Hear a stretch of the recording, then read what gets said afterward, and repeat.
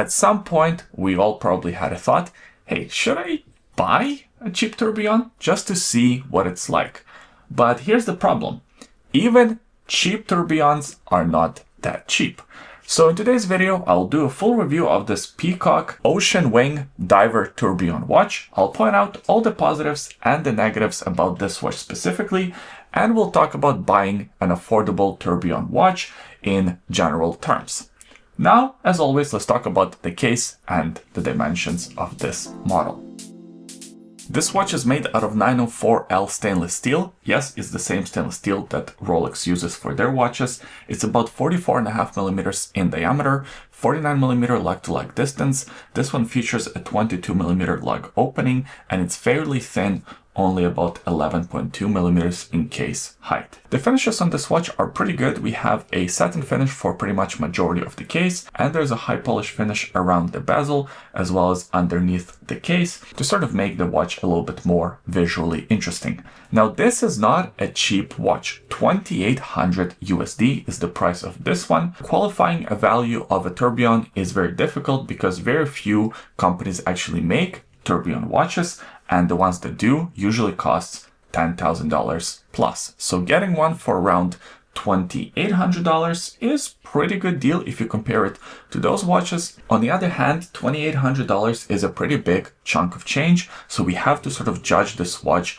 against other watches that you can buy in the same or similar price category. And at least on the paper, the specs are definitely there. You have, as I mentioned, this fancy stainless steel for the case. You also have a sapphire sandwich, sapphire on the top as well as at the back of the case. This one features a 120 click unidirectional diver style bezel. The bezel action is okay. It's a little bit too springy for my liking. It kind of snaps back half a turn each time you sort of engage it. It's okay, but could be improved, could feel more solid. This one also features a sapphire bezel insert with this sort of domed design, very reminiscent of Blancpain diver watches. In fact, this watch is sort of heavily inspired by a Blancpain diver featuring a tourbillon complication. However, that watch is something like $140,000.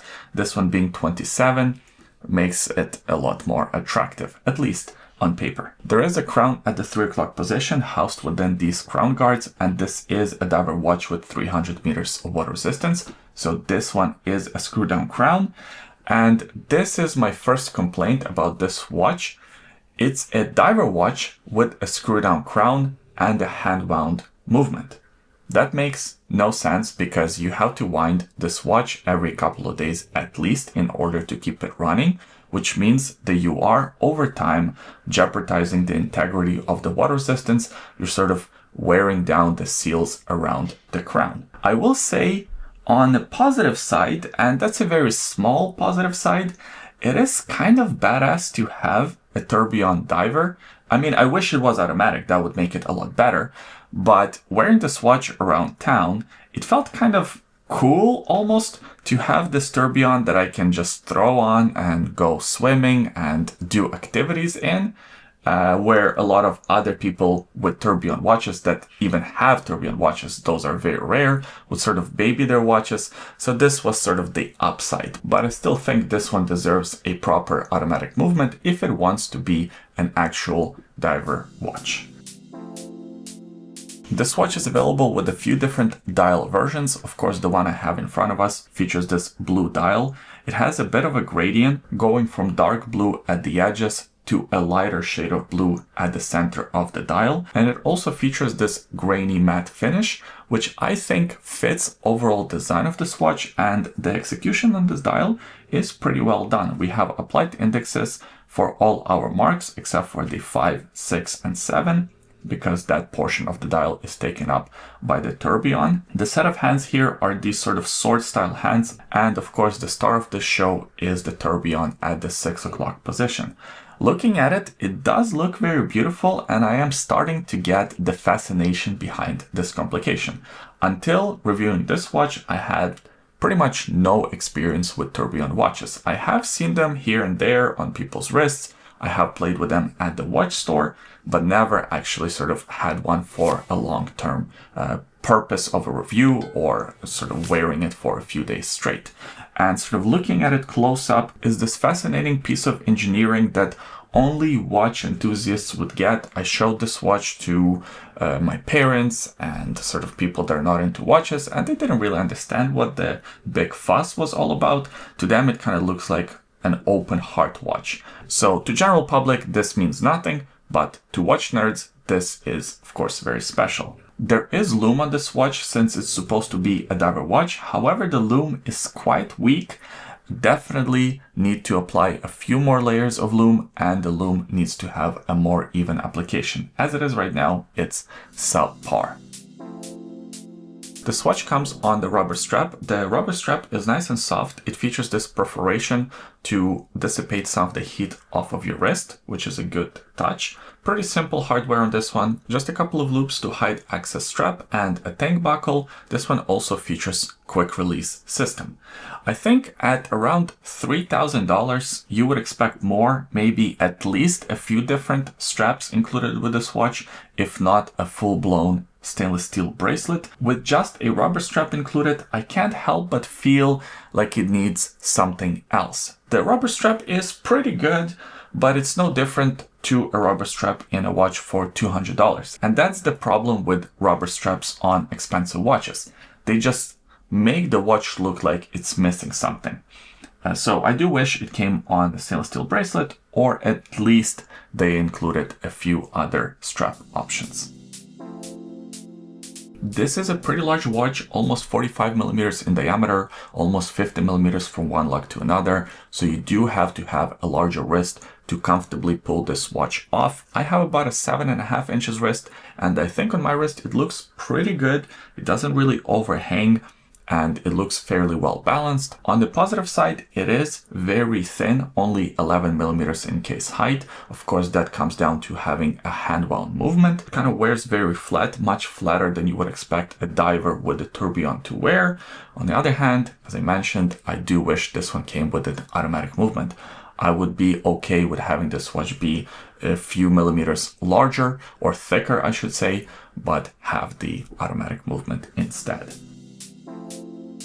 And speaking of the movement, this one is powered by the caliber SL5811, which is a manual wound movement beating at 28,800 vibrations per hour, and it comes with 48 hours of power reserve. So first of all, because it's a hand wound movement in a diver watch, which I'm gonna keep on coming back to, I wish the power reserve was increased to at least maybe 120 days. Maybe that would make it a little bit better. It still wouldn't make it kind of a great watch because you need an automatic movement, but at least you wouldn't have to sort of wind it so often by having, that 5 or 6 days of power reserve. Having only 2 days, 48 hours of power reserve is kind of low. The other part of this movement that I'm not a huge fan is actually the back of the movement.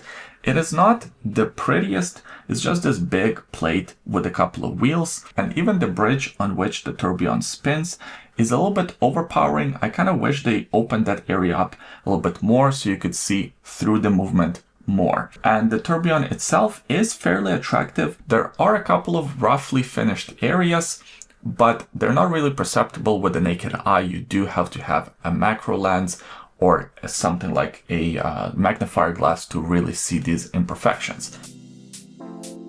Peacock Watch Company has a few other pretty cool watches in their catalog. There's one that kind of looks like a Chopard. That's actually the one that I wanted to review. However, it wasn't available for the review.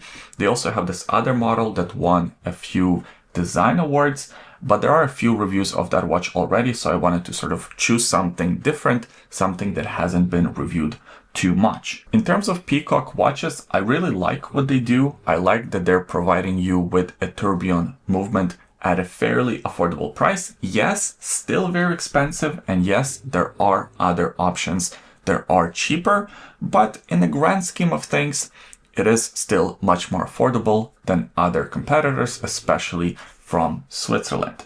With that being said, this watch specifically doesn't make too much sense because it's a diver with a hand-wound movement. It makes a lot of sense as sort of a novelty, something to just have and wear once in a while, but for daily wear, for a lot of use, I can see you sort of wearing down the gaskets on the crown fairly quickly.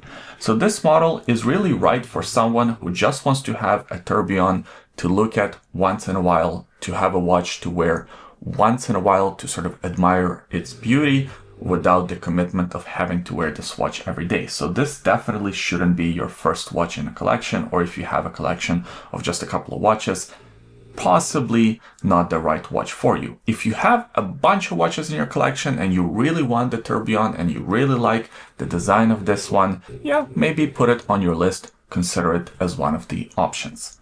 I appreciate you watching this video all the way until the end. If you enjoyed the review, please give it a thumbs up, subscribe to the YouTube channel for more videos like this in the future, and let me know what you thought about this watch and what you think about tourbillon watches in general. I always enjoy reading your comments.